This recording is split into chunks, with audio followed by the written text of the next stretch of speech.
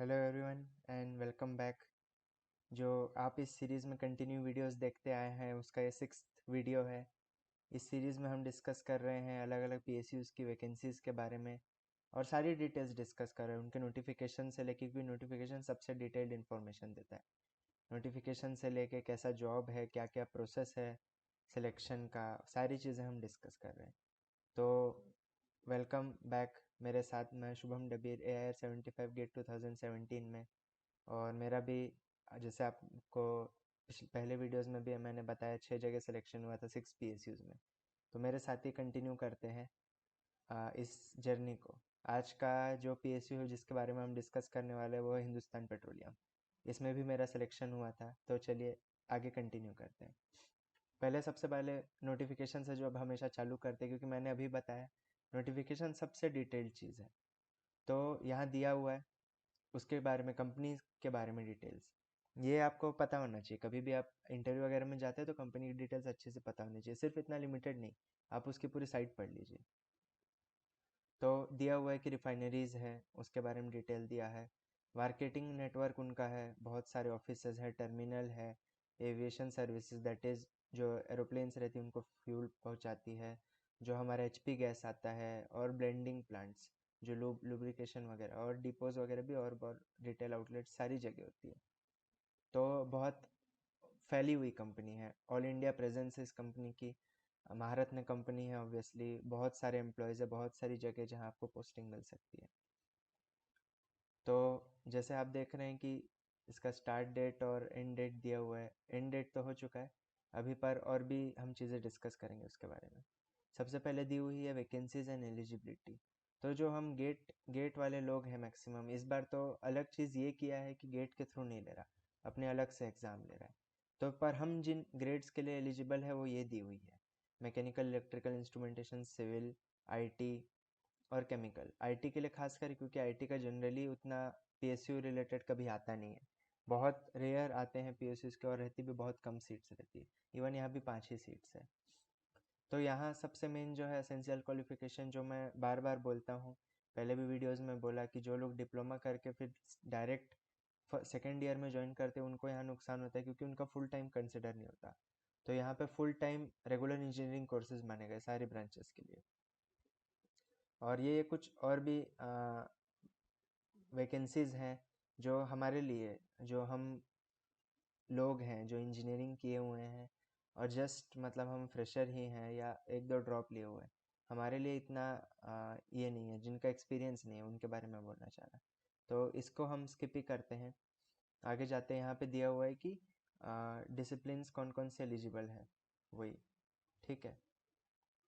फिर ये work experience, तो वही सारी पोस्ट के लिए जिनको हमने स्किप किया है अभी, तो ये इसको भी स्किप कर ही देते हैं हम। यहाँ देखिए ये होता है कि ये हमारे थोड़ा रिलेटेड है, क्योंकि हम लॉ वो तो अलग है। तो इलेक्ट्रिकल इंजीनियर का आपको यहाँ पे दिख सकता है क्या क्या काम होता है एक्चुअली। मैं भी पावर प्लांट में काम करता हूँ, मैं एक PSU में काम करता हूँ अभी एट प्रेजेंट, तो मुझे भी पता है काफ़ी सारी चीज़ें इनके बारे में। तो ये सारी जो चीज़ें आप देख सकते हैं, भले ही आपको इतना सूटेबल नहीं है इसके हिसाब से कि आपको इतना रेफरेंसेस का लेना का नीड नहीं है, पर एटलीस्ट आपको ये पता होने के लिए कि एक इलेक्ट्रिकल पर्सन क्या क्या काम करता है, जो एक्सपीरियंस इलेक्ट्रिकल वाले का वर्क प्रोफाइल दिया हुआ है इन्होंने।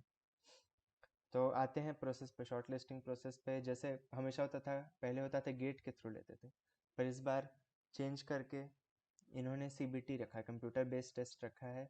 ग्रुप टास्क इंटरव्यू ये तो पहले भी होता था, पर अभी जो बेसिक क्राइटेरिया है गेट की जगह इन्होंने ये कर दिया है। फिर दिया हुआ है कि वहाँ पे क्या क्या क्वेश्चंस आने वाले हैं। तो जनरल एप्टीट्यूड और टेक्निकल जो हमारा रहेगा ब्रांच रिलेटेड, वो दोनों रहेगा कंप्यूटर बेस्ड टेस्ट में। उसमें इंग्लिश, क्वांट, पोटेंशियल टेस्ट, मतलब वो लॉजिकल एंड डेटा इंटरप्रिटेशन। तो जो जनरल एप्टीट्यूड है जो हम गेट में भी पढ़ते हैं वही से रिलेटेड है। और जो बाकी सारी चीज़ें हैं, जो नॉलेज है, वो हमारी डिग्री से रिलेटेड है। अब यहाँ पे ये है, क्योंकि देखिए कहीं पे स्पेसिफिक कोर्स नहीं दिया हुआ है, तो काफ़ी सारी चीज़ें आ सकती है आप पर। मेनली मान लीजिए जो बेसिक चीज़ें होती है वैसी टाइप की ही रहेंगी जैसे जो हम गेट में पढ़ते हैं। तो अगर आप गेट का कोर्स भी कवर करते हैं, और पहले क्या PSUs एग्ज़ाम लेते थे अलग से, फिर धीरे धीरे सब ने गेट से लेना चालू कर दिया, तो आप ऐसा भी कर सकते हैं। कि वहाँ के प्रीवियस जो क्वेश्चन है वहाँ से देख के आप अप्रोक्सीमेशन लगा सकते हैं, क्योंकि गेट में क्या हमको तो सिलेबस पता रहता है, यहाँ पे पर इन्होंने कुछ स्पेसिफाई नहीं किया, ये एक ट्विस्ट है। फिर जो कंप्यूटर बेस्ड टेस्ट क्वालिफाई करेगा उनको रेशियो में बुलाया जाएगा कि कितनी सीट्स है तो कितना। जनरली मेरा जो अजम्पशन है 1:5 से 1:8, मैं एकदम श्योर हूँ इसके बीच में ही रहने वाला है। और उसके बाद जस्ट वही है, group task and personal interview, इसके बारे में हम आगे भी डिस्कस करेंगे, मैं बताऊंगा इसके बारे में भी। फिर यही है category and merit wise list, मतलब जो जो जिसकी जिसकी कैटेगरी होती है, कोई पर्सन विद डिसेबिलिटी है, कोई SC ST कैटेगरी से है, या इकोनॉमिकली वीक कैटेगरी से है, तो उसके हिसाब से मेरिट लिस्ट वगैरह बनाई जाएगी। ये दिया हुआ है कि यहाँ पे वेटेज जो है उसका दिया जाएगा वेबसाइट पे ही बिफोर सिलेक्शन प्रोसेस बिगिंस। तो अभी तक होता क्या था, हमने ये देखा था कि गेट का जब रहता था तो ऐसा रहता था कि ना 85 गेट का वेटेज रहता था, और 5 जो था वो ग्रुप टास्क का रहता था, और 10 जो है ग्रुप इंटरव्यू का रहता था। तो इवन मैं अभी भी श्योर हूँ कि मे भी बहुत पॉसिबल है कि सेम पैटर्न ही दिखे। हो सकता है 5-10 मार्क इधर उधर हो जाए, सकता है 5 की जगह इसको 10 कर दे, इसको 10 की जगह 15 कर दे, पर मोर और लेस यही रहने वाला है। दैट इज़ मैं बोलूँगा कंप्यूटर बेस्ड टेस्ट को ही मेरे को लगता है अभी भी ज़्यादा वेटेज दिया जाएगा। फिर जो CTC दिया हुआ है, यहाँ पे भी E2 ग्रेड लिया हुआ है, दैट इज़ 50,000। पहले जो PSU से जो 2 साल 3 साल पहले तक हर PSU 60,000 में लेता था। अब धीरे धीरे आप देख रहे हैं सारे PSUs कम करना चालू कर दिए, तो यहाँ पे 50,000 ग्रेड पे है। और जो कॉस्ट टू कंपनी कंपनी को जो कॉस्ट आ रहा है वो 16.26, जो पैकेज बोला जाता है। इसमें क्या क्या इंक्लूडेड है वो भी इन्होंने दिया हुआ है, बेसिक पे, retirement benefits, DA HRA PRP, और जो जो पर्क्स होते हैं सारे मिला के। और यहाँ ये भी दिया हुआ है कि देखिए ऐसा नहीं होता कि एग्जैक्ट सेम है, अब कोई मेट्रो सिटी में होगा और कोई दूसरे लोकेशन में होगा तो डिफरेंस आ जाता है। क्यों? क्योंकि देखिए HRA अलग होता है, जो हाउस रेंट अलाउंस मिलता है, और हो सकता है कुछ कुछ पर्क्स जो हाइड लोकेशंस होती है, जैसे कोई पाइपलाइन में है जिसको कहीं दूर रहना पड़ता है, वहाँ पे हो सकता है कुछ एडिशनल पर्क्स वगैरह रहे, तो उसके हिसाब से ये चेंज होता है। एक और चीज़ मैं बताना भूल गया कि मैं क्योंकि इलेक्ट्रॉनिक्स से हूँ तो मेरे को बहुत दुख होता है, यहाँ पे भी अगेन वैसे ही हुआ। इलेक्ट्रॉनिक्स एंड जो कम्युनिकेशन टेलीकॉम वगैरह को लिया नहीं है, जो इसी ब्रांच से हम जैसे गेट देते हैं उन लोग को, तो ये बहुत कॉमन हो गया। एक आधी 2 PSU में देख रहा हूँ कि इलेक्ट्रॉनिक्स से लेते हैं, जबकि मैं जब 2017 में था, मैंने तो आपको बताया मेरा तो 6 जगह सिलेक्शन हुआ था, 6 जगह सिलेक्शन हुआ था। आप सोचिए 8 जगह मैंने इंटरव्यू दिए थे, बस 2 कंपनीज में मेरा नहीं हो पाया था। बाकी 6 कंपनीज नेमली अगर मैं नाम भी बताऊँ तो NTPC, ONGC, Hindustan petroleum, Bhabha atomic, Hindustan aeronautics limited, BSNL, सारी जगह मेरा सिलेक्शन हुआ था। तो बीइंग एन इलेक्ट्रॉनिक्स इंजीनियर इतना जगह मेरा हुआ था, और आज जब मैं देखता हूँ कि इलेक्ट्रॉनिक्स के लिए एकदम PSU सीट्स ही नहीं निकाल रहे तो थोड़ा दुख होता है। फिर जो प्री एम्प्लॉयमेंट मेडिकल एग्ज़ाम वो तो होता ही है, इसमें ज़्यादा कुछ नहीं, जो मेजर इश्यूज़ रहते हैं आई साइट के रहते जनरली, और कोई मेजर हेल्थ प्रॉब्लम रहे तो वो जैसे हार्ट रिलेटेड कुछ प्रॉब्लम निकली, जनरली हमको कई बार ऐसा होता है कि पता भी नहीं चलता, तो वैसा करके। पर एकदम स्ट्रेट अवे रिजेक्शन सिर्फ आई में ही देखा हूँ मैं। हेल्थ प्रॉब्लम अगर कुछ है, जैसे मैंने एक्सपीरियंस किया कि किसी का वेट ज़्यादा है, या तो किसी का वेट कम है, या हार्ट का प्रॉब्लम है, तो वो टाइम देते कि आप रेक्टिफाई करके आ सकते हैं। एंड प्लेसमेंट एंड पोस्टिंग, जैसे हमने देखा कि पूरी इंडिया में फैली हुई कंपनी है, from north to south, east to west, पूरी जगह फैली हुई है, तो आपको कहीं भी पोस्टिंग दी जा सकती है। और यहाँ ये भी दिया हुआ है कि शिफ्ट ड्यूटीज़ में काम करने के लिए भी आप रेडी रहिए। तो प्रोबेशन जैसे रहता है 1 year from date of joining, और ये कॉमन ही है, सारी जगह कॉमन है, सारी PSUs में ऑलमोस्ट यही होता है।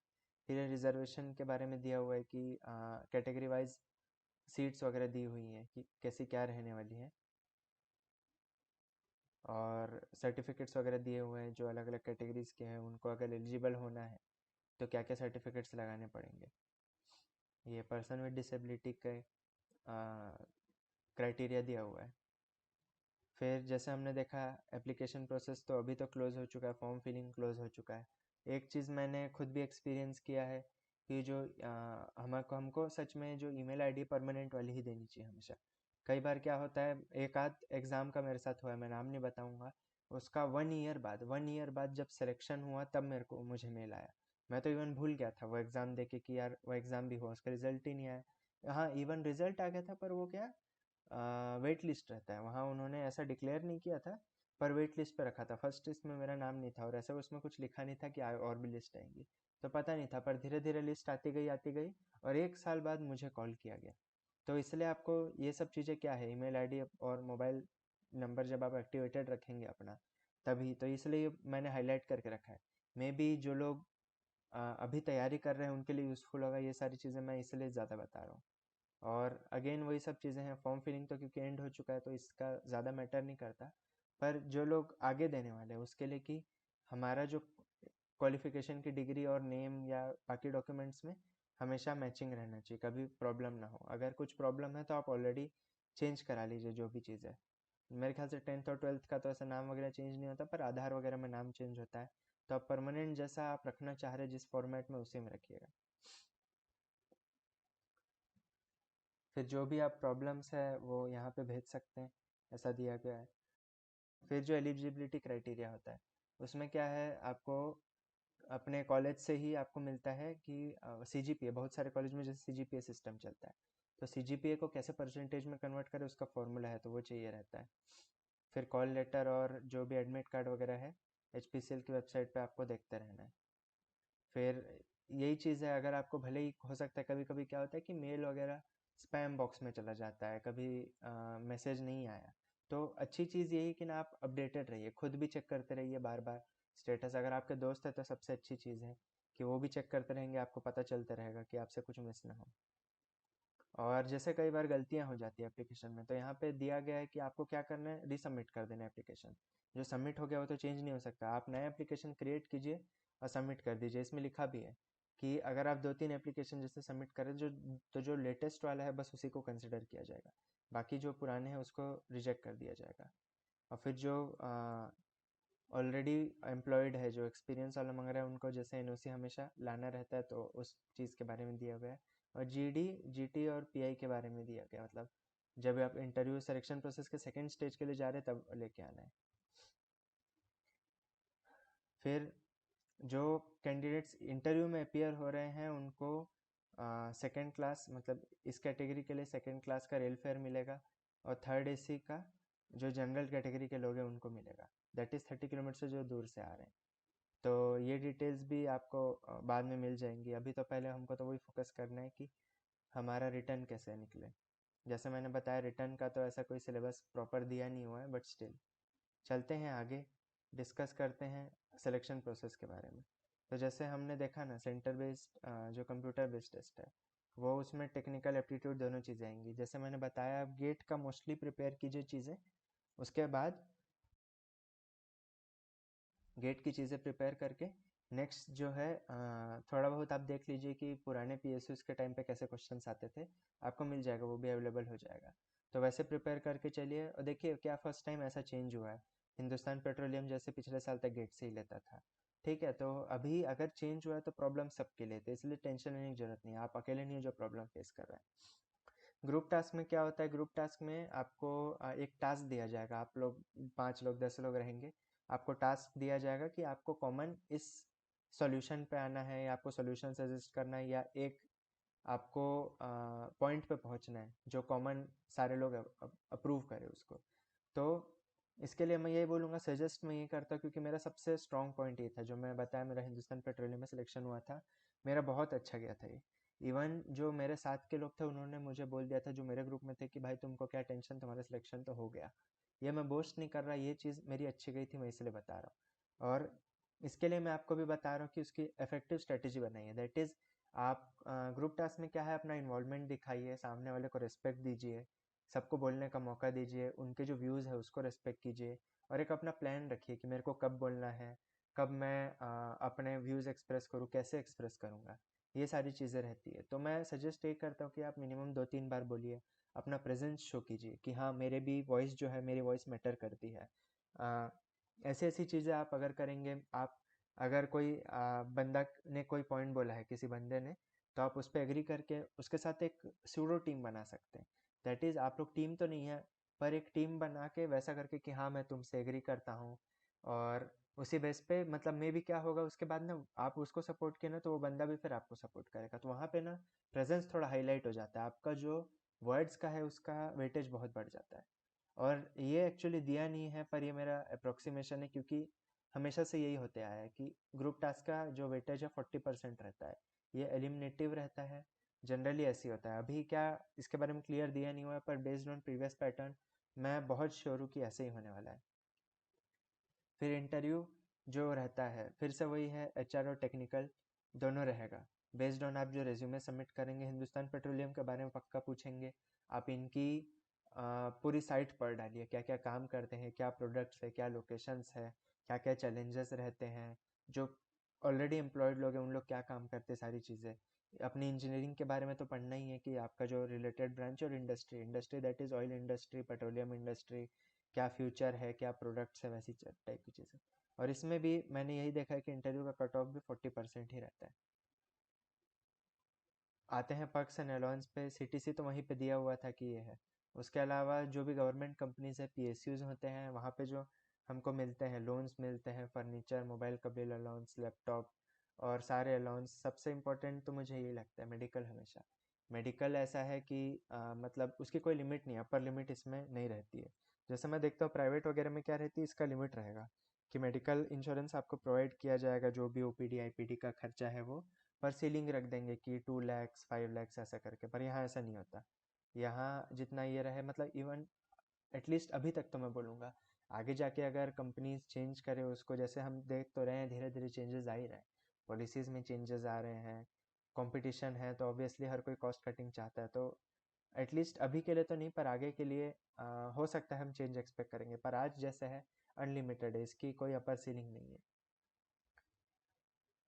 जॉब के बारे में बात करते हैं, तो जो स्टार्टिंग के पेज में ही दिया हुआ था कि क्या क्या है, तो मैं इतना श्योरली बता सकता हूँ कि जितनी भी वैकेंसीज थी उनमें से मैक्सिमम लोग जाने वाले मार्केटिंग में। हमेशा से ऐसे ही होते आए हैं और मेरे को लगता है आगे भी ऐसे ही होने वाला है। इस मार्केटिंग में क्या क्या होता है, जैसे हमने देखा बॉटलिंग प्लांट हो गया, या जैसे पेट्रोल पंप में लोग जाते सर्वे करने, डॉक्यूमेंटेशन का काम रहता है, डिपो में काम रहता है, या शिफ्ट में ऑपरेशंस रहती हैं, अलग अलग चीज़ें हैं। पर मोस्टली जो काम रहेगा मार्केटिंग का ही रहेगा, that is city based job है, ये आपका एक पर्क है। जैसे बहुत सारे पीएसयूज क्या होता है, जैसे मैं तो पावर सेक्टर में हूँ, तो जो पावर प्लांट रहता है डिस्टेंट रहता है। अब कोई स्टील सेक्टर है, अगर उनका पावर प्लांट डिस्टेंट रहेगा, मतलब सिटी वगैरह से दूर रहेगी, तो वो सब चीज़ें मिस करते हैं। तो अच्छी चीज़ आपके लिए क्या रहेगी कि सिटी बेस्ड पोस्टिंग ही रहने वाली। में भी हो सकता है कुछ छोटी सिटीज़ में रहे, कुछ बड़ी बड़ी cities that is Mumbai Delhi Kolkata में रहे, ये चेंजेस रह सकते हैं। पर तो भी यही आप मान लीजिए सिटी बेस्ड पोस्टिंग ही रहने वाली है। दैट इज़ आप अपने फैमिली को एक अच्छी लाइफ दे सकते हैं। मे बी आपकी वाइफ वर्किंग हो, आपको अपने बच्चे को स्कूल में डालने के लिए बेटर अपॉर्चुनिटी मिले कि अगर आप सिटी में रहते हो तो ऑब्वियसली 4-5 ऑप्शन है स्कूल के कि कौन से स्कूल में डालूँ, किस में नहीं डालूँ। ये सारी चीज़ें जो आपको सिटी का बेनिफिट मिलता है वो आपको मिलेगा। एक जो कौन है सबसे बुरा मेरे को यहाँ लगता है कि ना, जो टेक्निकल नॉलेज है उसमें ऑलमोस्ट नील यूज़ है। जैसे मैंने बताया ना कि जो इलेक्ट्रॉनिक्स वाले हैं, जैसे मैं इलेक्ट्रॉनिक्स से हूँ, मेरे जो दोस्त इलेक्ट्रॉनिक्स है, जो ऑयल कंपनी में, जो एचपीसीएल में भी इवन काम करते हैं, होता क्या है कि उनका काम अब इंस्ट्रूमेंटेशन से रिलेटेड नहीं, इलेक्ट्रॉनिक्स से रिलेटेड कुछ नहीं है। उनका पूरा प्योर पेपर वर्क रहता है कि क्या क्या काम हो रहा है, कहाँ तेल जा रहा है, कहाँ क्वालिटी चेक है, सारी चीज़ें हैं, इंस्पेक्शंस है, ये सारी चीज़ें रहती है। मतलब इलेक्ट्रॉनिक्स का ज़ीरो यूज़ होता है वहाँ, लिटरली ज़ीरो यूज़ होता है। ठीक है, कुछ कुछ मतलब मैं बोला ना, सारे जगह ऐसा नहीं होगा, सारे लोग का ऐसा नहीं होगा। कुछ लोग रहेंगे कि जिनका हाँ टेक्निकल काम भी रहेगा, जो मे बी पंपिंग स्टेशंस पे हो, जो रिफाइनरीज में हो, वहाँ तो टेक्निकल काम ही होता है। पर जो मार्केटिंग होता है जनरली सेल्स वगैरह, एविएशन, आप बताइए ना वहाँ पे क्या करेंगे। पेट्रोल, अगर आपको एयरपोर्ट में पोस्टिंग मिली हुई है एविएशन देखने के लिए, आपका काम है सिर्फ मैनेज करना कि आपकी टंकी रेडी रहे, ऑयल फ्यूल टंकी रेडी रहे, कि जब आपका प्लेन आने वाला है उसके शेड्यूल के हिसाब से कितना ऑयल जा रहा है, वो सब आपको मॉनिटर करना है, वो सब चीज़ें। तो उसमें ना इलेक्ट्रॉनिक्स आता है, ना मैकेनिकल आता है, ना इलेक्ट्रिकल आता है। फिर ये सब चीज़ जगह में क्या है, क्योंकि मार्केटिंग और सेल्स रिलेटेड जॉब है तो थोड़ा करप्शन के चांसेस रहते हैं। ठीक है, तो इसलिए जनरली कंपनीज क्या करती है ना, फ्रीक्वेंट ट्रांसफर्स रखती है। दैट इज़ 2-3 साल एक जगह, 4 साल एक जगह ऐसे रखेगी, फिर लोकेशन चेंज कर देगी। रीजन इतना जल्दी नहीं, पर रीजन भी चेंज होता है मे बी, मतलब जैसे मैंने बताया 3-4 साल में अगर आपका लोकेशन चेंज हुआ तो आप मान लीजिए 7-8 साल में आपका रीजन भी चेंज हो गया। तो ये थोड़ा सा एक चैलेंज है इंस्टेबिलिटी का, कि आपको बार बार फैमिली को रिलोकेट करना पड़ेगा, पर पॉजिटिव साइड में देखें तो आपको नई नई जगह घूमने का मौका मिलेगा। और जैसे सारे PSUs में होता है टाइम बाउंड एलिजिबिलिटी है, दैट इज़ जैसे आप E2 से E3 जाएंगे तो 3 to 4 years बाद ही जा सकते हैं। आप कितना भी एक्सेप्शनल काम कर ले आप उसके पहले नहीं जा सकते। E4 से E5 जाना है, सेम सेम। तो एक मिनिमम एज है ही जब तक आप किसी ऊंचे पोस्ट पे नहीं पहुंच सकते। तो ये हमने सारी चीज़ें डिस्कस की हिंदुस्तान पेट्रोलियम के बारे में। अगर आपको कोई क्वेरी है, कोई डाउट है, या इवन कोई सजेशन है, तो आप ज़रूर ड्रॉप कीजिए कमेंट सेक्शन पे, हम अवेलेबल रहेंगे। मैं अवेलेबल रहूँगा आपकी क्वेरीज आंसर करने के लिए। तो चलिए मिलेंगे अगले वीडियो में अगेन अगले PSU के साथ। अभी देखते हैं नेक्स्ट कौन से PSU के बारे में डिस्कस करने वाला है, तो मिलते हैं आगे।